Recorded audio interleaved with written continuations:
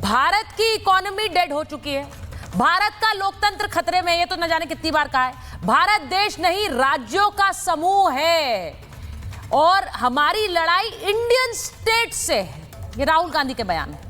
विदेश में लोकतंत्र बहाली की अपील विदेश में जाकर की है, ये सब राहुल गांधी ने करा। हमारी लड़ाई इंडियन स्टेट से है। क्या वही वाली लड़ाई पंकज जी एक बार फिर से लड़ना चाह रहे हैं राहुल गांधी, लड़ाई इंडियन स्टेट से? क्या राहुल गांधी ने अपनी हार स्वीकार कर ली है? पंकज जी को लीजिए जरा स्क्रीन पर और शहजाद जी को लीजिए। ऐसा है, अपनी अव्यवस्था का, अपने कसूरों का सारा दोष राहुल गांधी पर मढ़ देना बहुत आसान है।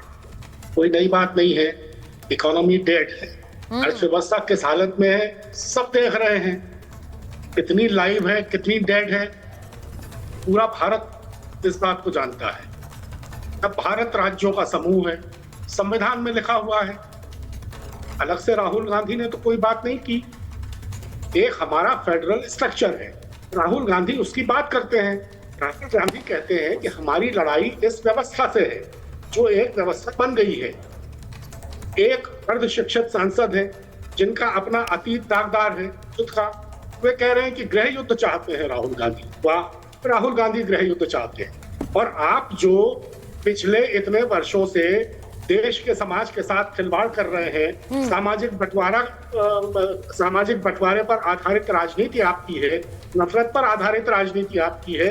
आप देश में शांति चाहते हैं, राहुल अराजकता फैला रहे हैं। एक अभिनेत्री सांसद अभी अभी कह रही थी, इन लोगों को आंदोलन का मर्म समझा रही थी।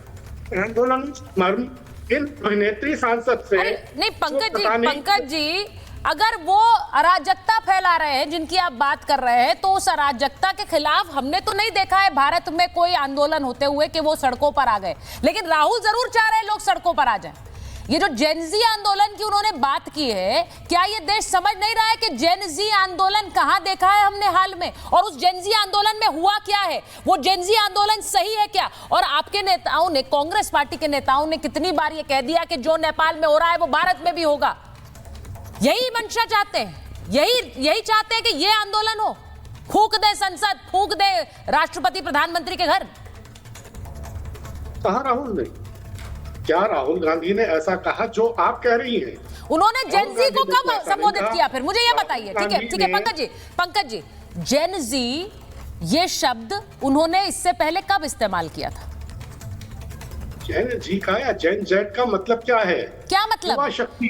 हाँ, तो कब इस्तेमाल किया? इससे पहले भी युवाओं को संबोधित किया उन्होंने, कब इस्तेमाल किया जेनजी को? हमेशा किया। जेनजी शब्द उन्होंने कब इस्तेमाल किया? पंकज जी मुझे बता दीजिए, अगर आप बता देंगे तो। हमेशा किया। कभी नहीं किया, कभी नहीं किया। आप गलत कह रहे हैं, कभी नहीं किया है सर। ये नेपाल के बाद जेनजी का इस्तेमाल कर रहे हैं क्योंकि वो जेनजी वाली ये तस्वीर चाह रहे हैं क्या? मैं सवाल आज यही पूछ रही।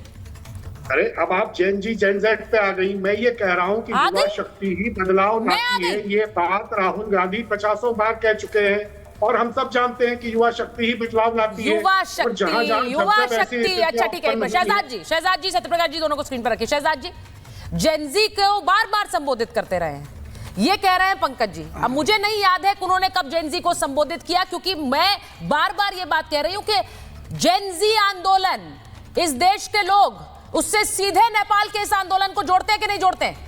शहजाद जी। सुचरिता जी, सबसे पहले तो राहुल गांधी को जनता मतलब जनमत ने नकारा 99 बार, 3 बार लोकसभा में, और आज देश के जेनजी ने भी उसकी एक छोटी सी बानगी आपको ड्यूसू इलेक्शन में दी है। भाई, एक दिन बाद ही जब आह्वान किया राहुल जी ने कि जेनजी आकर मुझे समर्थन करे, तो अगले दिन 4 में से 3 महत्वपूर्ण पदों पर, और उसकी भी कहानी मैं आपको बताऊं, प्रेसिडेंट, सेक्रेटरी, जॉइंट सेक्रेटरी तो हम जीते, जो इनका वाइस प्रेसिडेंट जीता है ना एनएसयूआई का, वो भी दरअसल ओरिजिनली एबीवीपी का ही है। तो मतलब कि देश के जेनजी ने बताया कि जैसे नेपाल में या कहीं पर भी वो नेपोकिड और भ्रष्टाचारियों को रिजेक्ट करता है, वैसे ही यहाँ पर भी वो भारत के सबसे बड़े नेपोकिड और सबसे बड़े भ्रष्टाचारी को गत 2014 से लेकर अब तक रिजेक्ट ही करता आ रहा है। तो राहुल गांधी जी ने जिनको आह्वान दिया, उन्होंने साफ साफ बता दिया कि वो जेन डी मतलब जेनरेशन डायनेस्टी, और जेन डी मतलब जेनरेशन दरबारी, और जेन ई मतलब जेनरेशन एंटाइटलमेंट के साथ नहीं है। दूसरी बात, आपको पता है कल रागिनी नायक, इनकी बहुत बड़ी राष्ट्रीय प्रवक्ता, अंतर्राष्ट्रीय प्रवक्ता, उन्होंने जाकर आह्वान करके बयान दिया कि आज जो है डूसू से मोदी जी को गिफ्ट मिलेगा, बर्थडे गिफ्ट मिलेगा, और करोड़ों करोड़ों रुपए कांग्रेस ने खर्च कर दिए इस चुनाव में। अब मैं केवल इतना कह रहा हूं, सुचरिता जी अपना मोबाइल चेक करना, कल का मैसेज आ गया है क्या? Rahul Gandhi is doing hydrogen bomb press conference that there was vote चोरी इन यूनिवर्सिटी ऑफ दिल्ली। ऐसा कुछ आया है क्या? नहीं आया है तो शो खत्म होते होते आ सकता है। हो सकता है कि कल पावर पॉइंट प्रेजेंटेशन के माध्यम से सुचरिता जी पूरे देश को बताया जाए कि कैसे यूनिवर्सिटी तक ये सो कॉल्ड वोट चोरी पहुंची है। वैसे अभी विश्लेषण करते हैं इनके पुराने वोट चोरी का। ये वोट चोरी तो कर्नाटका में हुई है। नांजे गावड़ा जो है वो कन्विक्ट हुए हाईकोर्ट के द्वारा, कांग्रेस के विधायक, कि वो वोट चोरी कर रहे थे। फिर राहुल गांधी ने जो हाइड्रोजन बॉम्ब एक्सप्लोड करने की कोशिश की, वो तो सेल्फ डेटोनेट हो गया। 6000 में से कोई वोट डिलीट ही नहीं हुआ। ये फैक्ट आ गया सामने। शाम आते आते राहुल गांधी कॉन्ट्रडिक्टेड, राहुल गांधी कि हाँ कोई वोट डिलीट नहीं हुआ है। और बाय द वे वो एफआईआर भी जब हुई तब बीजेपी की सरकार थी, एफआईआर दर्ज की, वो इलेक्शन कमीशन थी, तो ना वो इस मुद्दे को लेकर वो अपने आप को साबित कर पाए, ना वो विषयों को लेकर अपने आप को साबित कर पाए। पर हाँ, आखिरी में पंकज जी से सिर्फ एक सवाल बड़े विनम्रता से, ये जेन जी को आप जेन जेड बोल रहे हैं और बार बार राहुल गांधी ने इनको अपील की, आप ये कह रहे हैं, कौन सी जनरेशन, मतलब कौन से वर्ष के बाद पैदा होने वाले लोग जेन जी कहलाते हैं? जरा आप बिना गूगल बता सकते हैं क्या?